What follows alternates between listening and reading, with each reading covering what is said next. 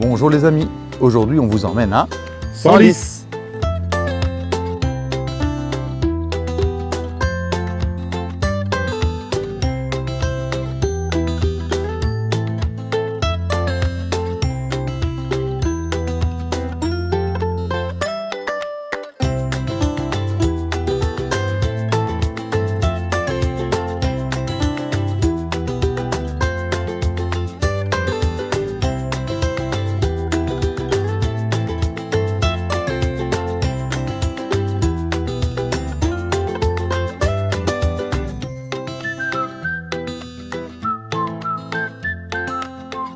Le 7 Oui, on fera ça. Parfait.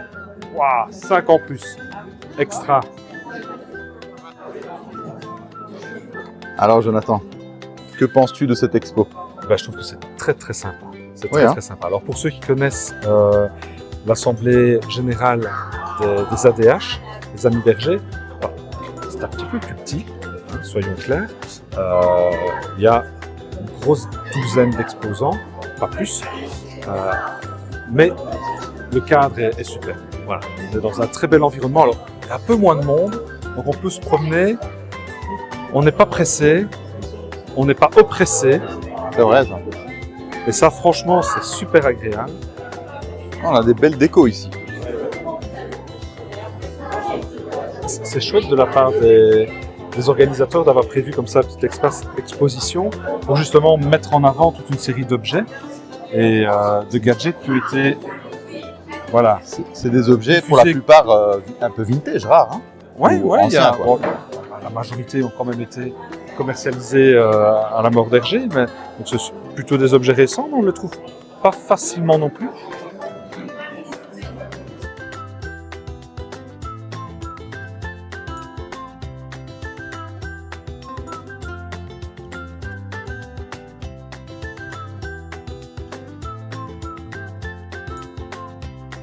Donc ici on est sur le stand des ADH, les Amis d'Hergé, la plus grande association belge de tintinophiles.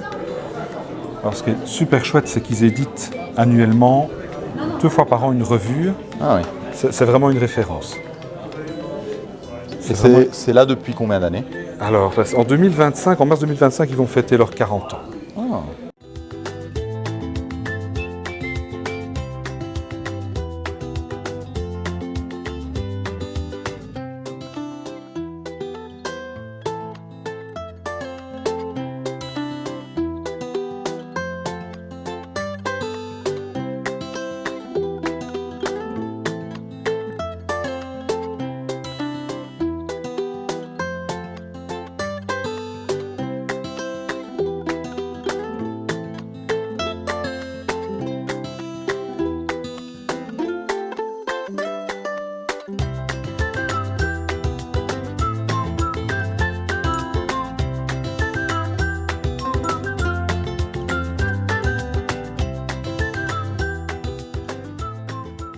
Mille sabords.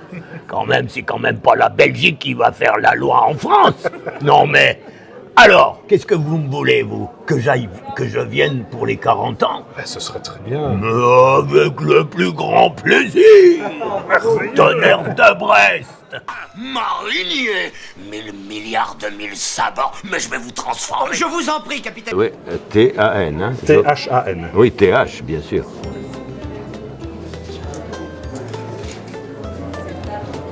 Content, Jonathan?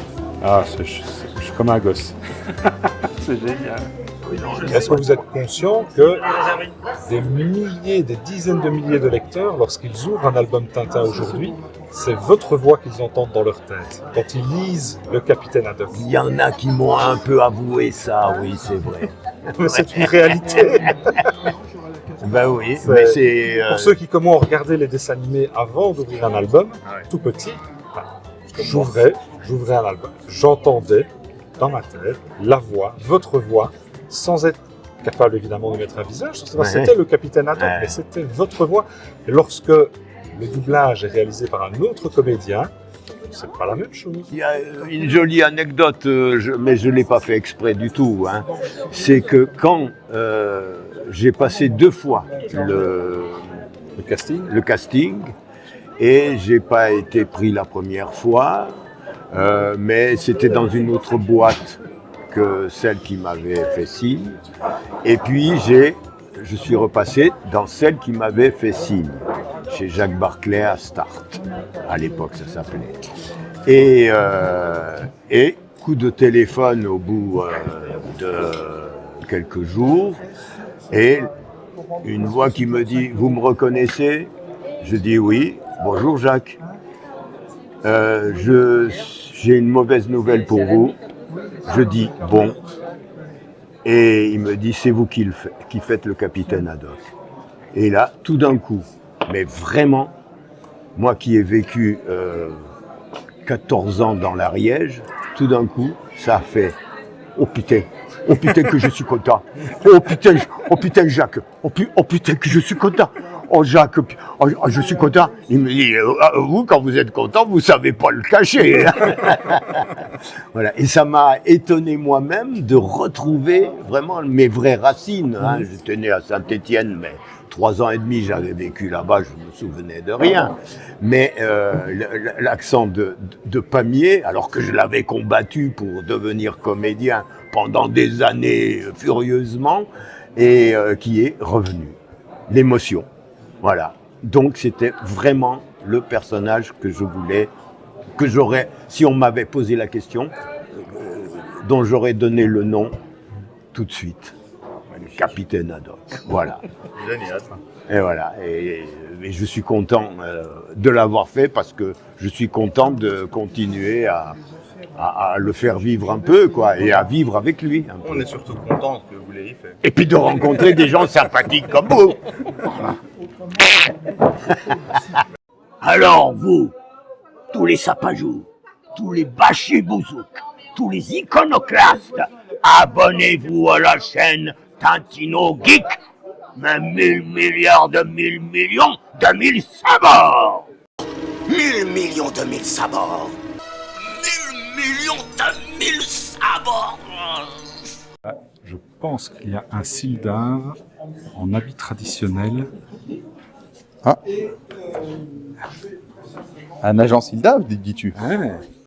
En tant que consul de Sildavie, nous représentons fièrement le royaume du Pélican de Loire et ses richesses touristiques notamment. C'est une destination encore peu connue, mais qui vaut le détour. Et l'avantage d'une destination peu connue, c'est qu'on a un bon rapport qualité-prix. Nous présentons des productions fièrement de notre pays. Il y a quand même de la bière Sildar. Il y a de la bière Sildar, bien sûr. Je pensais qu'on y buvait Nous que sommes de l'eau. très axés boissons, mais nous sommes évidemment le pays de l'eau minérale. C'est notre fierté nationale, c'est la boisson nationale, la clovassade.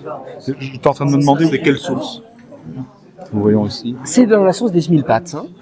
C'est l'eau pure venue des Mille-Pattes. Ah, intéressant. Et c'est une eau qui est riche en oligo-éléments, et notamment en uranium, puisque nous avons un centre de recherche atomique dans les Mille-Pattes aussi. Enrichi ou non? Enrichi. Alors il y a des vertus à petite dose. L'eau de Sbrodge est plus chargée, on va dire, mais l'avantage, c'est que ça permet de lire plus facilement dans le noir. C'est très économique. Oui, donc il y a des économies d'électricité en Économie Sildavie. d'électricité, voilà. Donc pour l'écologie, le consommateur, c'est voilà, intéressant. On est vraiment dans la transition climatique. Et justement pour les vacances, pour cet été, si je voulais me rendre en Sildavie, Mais c'est très peu cher, c'est très peu cher. Airbnb, Non, mais- c'est accessible, Alors il y a déjà, des choses à voir. La Silder propose des prix très intéressants en avion. Alors, et il y a aussi des compagnies maritimes qui permettent de relier très facilement Marseille notamment, ou Le Havre, au port de Douma. Abonnez-vous à la chaîne Tintino Geek. Les sabords.